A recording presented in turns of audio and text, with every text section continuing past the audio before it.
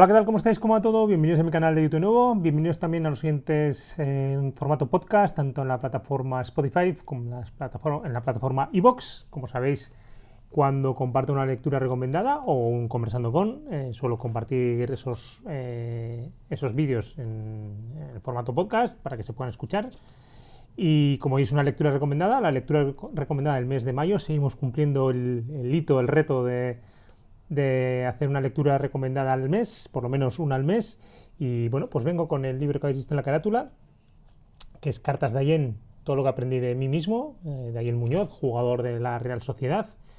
Un libro que pues llevaba bastante tiempo queriendo leerlo, bastante tiempo, teniendo en cuenta que se publicó en diciembre del 2025, pero lo pedí en mi carta a los Reyes Magos, pues no lo trajeron.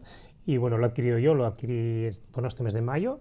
Y nada, ya me lo he leído, la verdad es que es una lectura cortita, publicado por el Club de la Niebla, así que nada, vamos a hablar de este libro, Cartas de Allende, todo lo que aprendí de mí mismo, de Allende Muñoz. Editorial El Club de la Niebla. Vamos a por ello.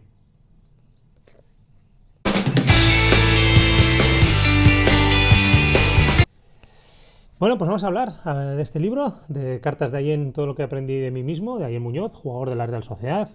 Nació en Echauri, en Navarra, el 16 de agosto de 1997, 29 años, ya lleva unas cuantas temporadas en el primer equipo de la Real Sociedad. Bueno, y el libro lo que cuenta es su trayectoria desde que era pequeño viviendo en el pueblo, en Navarra, cómo empieza a jugar, cuáles son un poco sus primeras experiencias, luego pasa a la residencia de la Real Sociedad, fichado por la Real, que la residencia está aquí mismo, Larain, y va contando un poco esas experiencias, esa trayectoria, ese desarrollo, y bueno, pues las vivencias que va teniendo, ¿no? Las experiencias que va teniendo, y sobre todo desde la parte de la gestión de las situaciones que va pasando, ¿no? Desde los momentos en que parece que no va a llegar al primer equipo, desde el desarrollo, el que no le suben a la Real B, el paso al primer equipo, la primera temporada, la siguiente temporada, bueno, pues un poco todo ese desarrollo. Y bueno, lo cuenta un poco desde ese crecimiento un poco personal y vital de su vida, ¿no? Como siempre, sin desgranar el libro, bueno, tampoco tiene mucho que desgranar, porque al final es su historia, su vida futbolística. Hasta ahora sí que, bueno, a destacar uno, a mí me llama la atención un poco que la Real, porque yo sí que he pensado, ya he leído, no lo conozco en profundidad, que se trabajaba un poco toda la parte de inteligencia emocional desde categorías inferiores. Me extrañaba que no hay ninguna referencia a ningún trabajo hasta que aparece Imanol Ibarrondo en el primer equipo. Ahora hablamos de Imanol Ibarrondo. Entonces, bueno, eso me ha extrañado. También luego hay psicólogos en las categorías inferiores, pero no habla de ellos, o por lo menos el trabajo realizado no aparece en ningún momento hasta que habla de Imanol Ibarrondo, que aparece cuando ya está en el primer equipo. Habla de esa frase o ese término que utiliza Imanol Ibarrondo, la mirada bellotera, que es un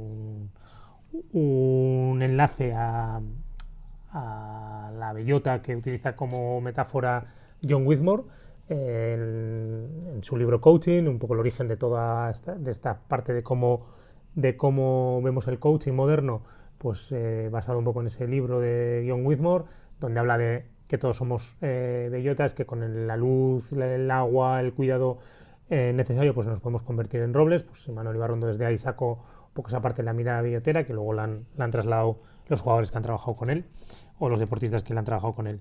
Entonces, bueno, esa primera parte de no tener ningún trabajo, que además lo hemos hablado un poco en la gestión de las expectativas en el deporte de iniciación, en el vídeo anterior lo hablamos con el ejemplo de Mikel Gurruchaga, de cuanto antes empezar a trabajar toda esta parte de emociones, de gestión de las emociones, pues mejor. Pues esa sería una primera conclusión, ¿no? de trabajar. Y eso que Allende ha tenido, por lo que cuenta en el libro, ha tenido un entorno que le ha cuidado bastante, incluso retrasan un poco su partida a equipos profesionales porque preferían que estuvieran en un entorno más cercano.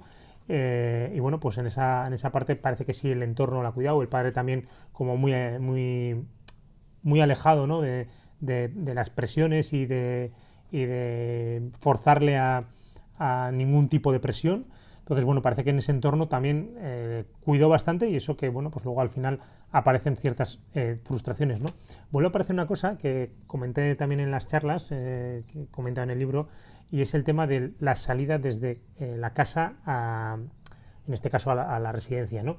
Ese tiempo, alguien lo deja con 14 años, si mal no recuerdo, con 13 años, si mal no recuerdo, ya se va desde su casa, eso que vivía relativamente cerca, pero ese vacío que tiene, esa distancia que tiene, o ese, durante esa época, parece que también tiene una media, tanto que hablamos como el ejemplo de Iniesta, como el ejemplo de Ricky Rubio, que Ricky Rubio también tuvo un entorno bastante cuidado, pero que son ejemplos que esa salida prematura del entorno familiar a buscar el sueño, pues al final tiene un efecto y tenemos que tenerlo en cuenta.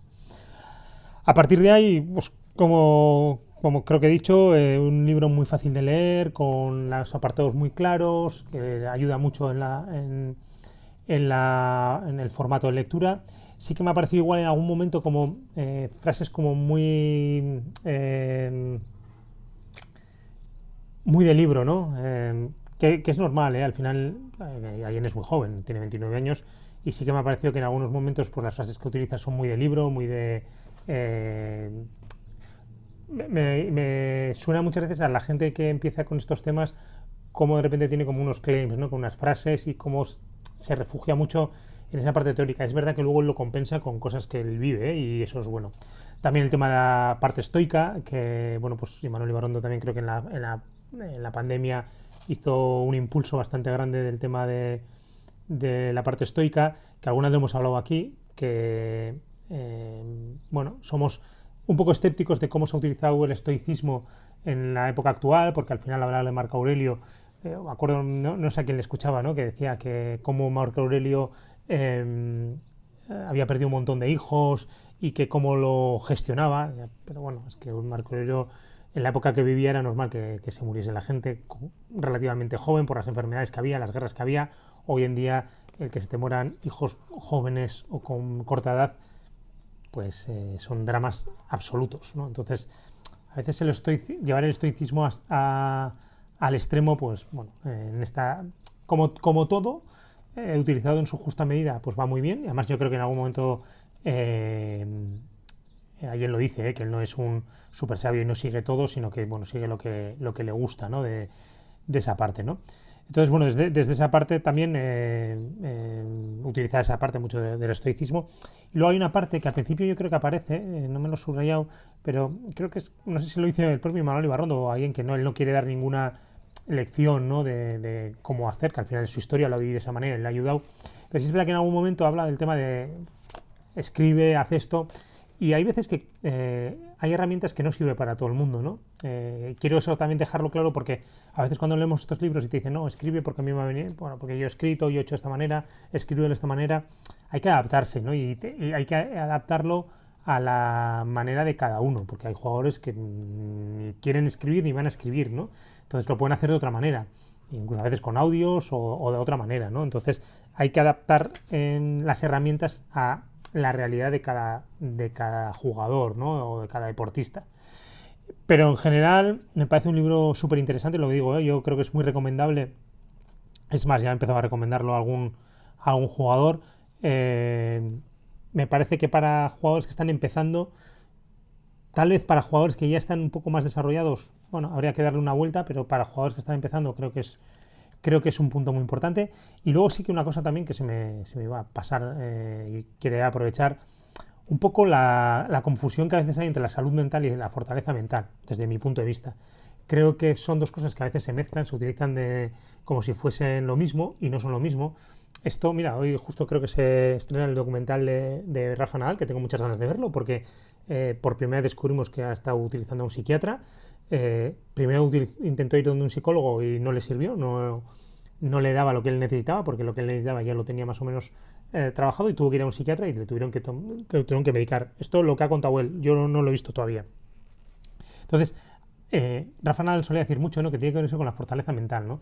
Una cosa es que te pase algo en un momento determinado y seas suplente en un momento determinado, que te vaya mal una cosa en un momento determinado, te frustres porque te ha pasado algo en un momento determinado. y que eso a veces son obstáculos que te pasan en la vida y que son cosas normales, que esos son los que podemos trabajar a través de la fortaleza mental, y otra cosa es la salud mental, que son dos cosas diferentes y que hay un recorrido de llegar de un sitio a otro, ¿no? Y a veces los mezclamos y les damos el mismo espacio, ¿no?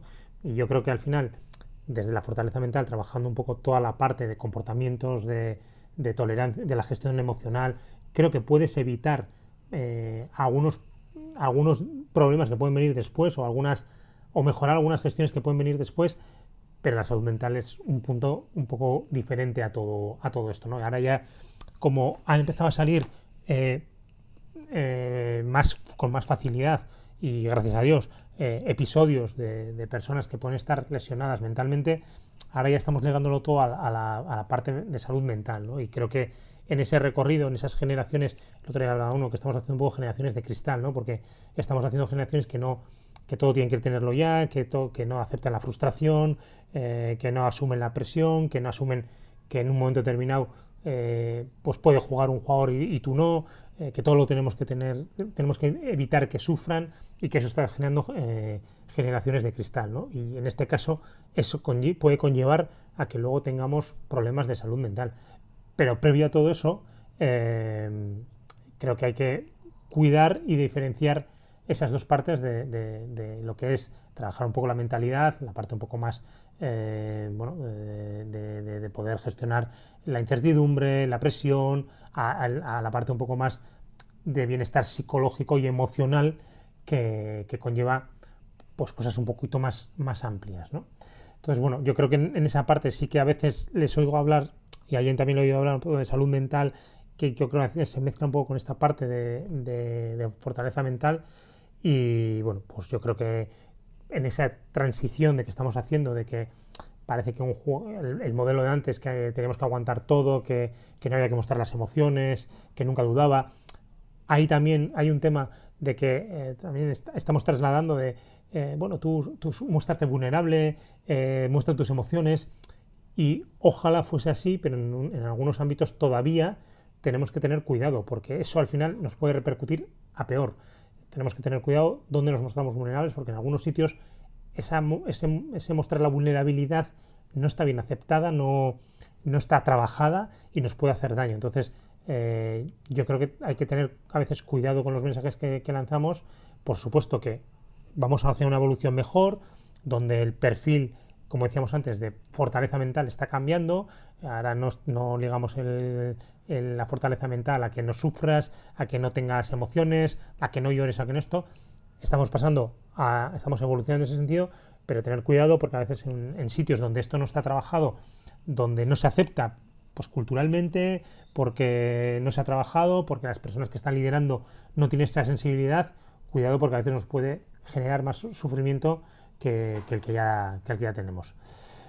Así que, bueno, lo dicho, un libro súper recomendable, a mí me ha gustado mucho, más allá de las puntualizaciones que he hecho, pero me ha gustado un montón y de verdad creo que muchos jóvenes jugadores les vendría muy bien el poder leerlo.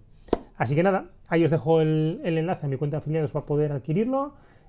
Cualquier comentario o, bueno, si la ha leído alguien o quiere preguntar algo, pues encantado de poder recibirlo. Así que nada, nueva lectura recomendada, mes de mayo cumplido, cheque hecho, y vamos a por más. La próxima también viene con un tema parecido, además un jugador que fue compañero de Ayer Muñoz, que también me está gustando el libro, con algunos matices que haré.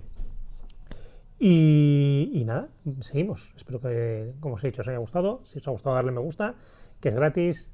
Si queréis compartirlo, compartirlo. Y seguimos. Pronto venimos con más vídeos. Chao, chao. Un abrazo.